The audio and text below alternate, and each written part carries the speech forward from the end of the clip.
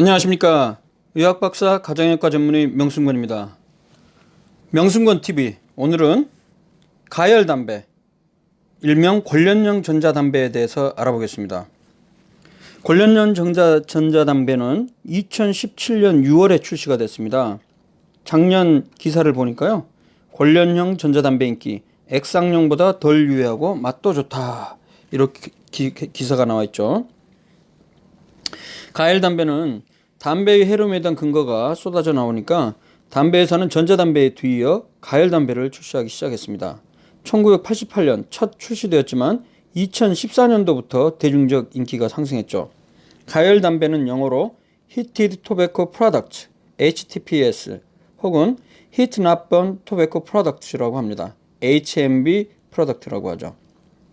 이거는 이제 일반 담배가 600도 미만에서 태우는 것에 비해서 낮은 온도인 350도에서 전기난로 담배를 가열해 니코틴이 담긴 에어로졸을 마실 수 있도록 고안된 전자담배입니다. 가열담배의 종류는 아이코스, 필립 모리스에서 만드는 것이죠. 그리고 재팬 토바코 인터내셔널에서 플룸테크, 브리티시 아메리칸 토바코에서 글로, 그리고 팍스랩에서 팩스, 이런 것들이 있고요. 2017년 9월 현재 40개국에서 판매 중에 있습니다. 전자담배와 가열담배는 사실 차이가 좀 있습니다. 전자담배 이시가렛은 니코틴을 포함하든 포함하지 않든 액체를 가열시킵니다. 일리퀴드라고 하죠. 액체를 가열시켜서 대부분 담배를 포함하지는 않는 반면에 가열담배는 담배 자체를 가열시켜서 니코틴을 생성하게 되어 있습니다. 그래서 전자담배와 가열담배는 구분해서 이름을 부르고 있습니다. 그렇기 때문에 관련형 전자담배라는 명칭보다는 가열담배가 보다 정확한 명칭이 되겠습니다. 지금 보시는 바와 같이 필립 모리스에서 만든 아이코스 가열담배입니다. 맨 위에 전체 가열담배 전체 모습이 있고요. 중간에 보면 배터리 있고 전기장치가 있고 가열 블레이드가 있고요. 담배가 있습니다. 그래서 이 담배를 블레이드에 끼워 놓고 나서 이제 가열이 되게 되면 이 수증기를 흡입하게 되겠죠. 가열담배는 정말 안전한가? 아이코스를 만드는 필립 모리스 담배 회사의 주장은 다음과 같습니다.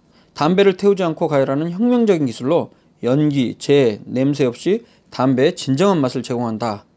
그리고 일반 담배보다 안전하고 일반 담배에서 아이코스로 완전히 바꾸면 담배 관련 질병의 위험성을 줄일 수 있다는 과학적 연구 결과가 있다. 이렇게 주장을 하고 있죠. 아이코스는 참고로 I quit ordinary smoking, 즉 나는 일반적인 흡연을 끊는다. 즉 기존의 관련형 담배를 끊고 이 가열담배로 갈아타겠다. 이런 의지를 담은 제품명이 되겠습니다. 과연 가열담배 안전한가? 2017년도에 자마 인터널 메디슨이라는 국제학술지에 이런 논문이 나왔습니다. 일반 담배와 아이코스 가열담배와 이 들어있는 화학물질을 비교했는데요. 특히 이 화학물질 중에 특히 발암물질과 관련한 부분도 있습니다. 그래서 비교를 해보면 결론적으로 아이코스로부터 나오는 연기에는 열 분해로부터 생성되는 휘발성 유기화합물, 다환방향족 탄화수소, 이거는 이제 일반적인 또 발암물질과 관련된 거죠. 일산화탄소 등 일반 담배 연기에 들어있는 같은 해로운 성분들이 포함되어 있다는 것입니다. 지금 왼쪽에 보면 그 화학물질 중에 포르말데하이드, 이것도 발암물질인데 일반 담배와 비교했을 때 그 양이 74% 정도까지 나와서 그렇게 적긴 합니다만 일반 담배 못지않게 그 발암물질의 양이 들어 있습니다. 그래서 가열담배는 일반 담배보다는 적지만 그와 유사한 화학물질과 발암물질, 니코틴, 일산화탄소 등이 들어 있습니다. 담배 회사는 자신들이 시행한 연구 결과를 바탕으로 일반 담배보다 독성물질이 적은 가열담배는 일반 담배보다 덜 해롭다고 주장합니다. 하지만 현재로서는 가열담배가 일반 담배보다 덜 해롭다는 임상적 근거는 현재까지 없습니다. 물론 충분히 해로운 물질이 일반 담배보다 적기 때문에 덜 해롭다고 주장을 할 수는 있을 것 같습니다. 하지만 담배 회사로부터 독립된 제대로 된 연구가 필요할 것 같습니다. 또 하나 중요한 문제는 가열담배가 일반 담배보다 독성물질이 적다 하더라도 비흡연자보다는 가열담배를 피우게 되면 건강에 해로울 가능성이 당연히 높기 때문에, 그리고 가열 담배로 바꾸는 경우에는 완전히 금연할 기회를 놓치거나 늦추게 됩니다. 그래서 가열 담배로 인한 간접흡연의 잠재적 효과 역시 연구를 통해 확인이 필요합니다.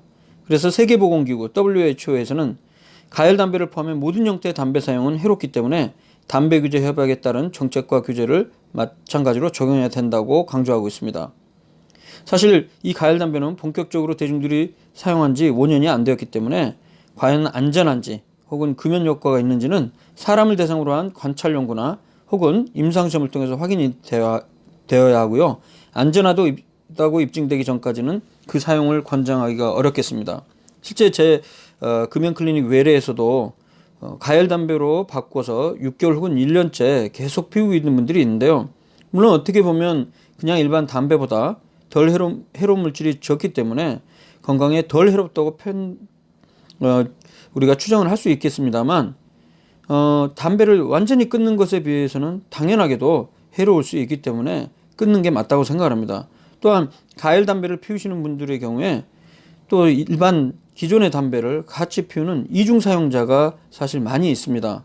그래서 결과적으로는 이런 가열 담배나 덜 해로운 담배 개념이 없었다면 금연을 시도하거나, 특히 금연을 시도해서 완전한 금연에 성공할 수 있었음에도 불구하고 그런 시기들을 오히려 지연하거나 늦출 수 있는 그런 결과를 일으킬 수 있기 때문에, 저는 가열 담배보다는 현재 담배를 끊는데 완전히 입증된 약물을 복용해서 3개월 동안 복용해서 완전한 금연에 성공할 수 있도록 하는 것이 더 좋다고 생각합니다.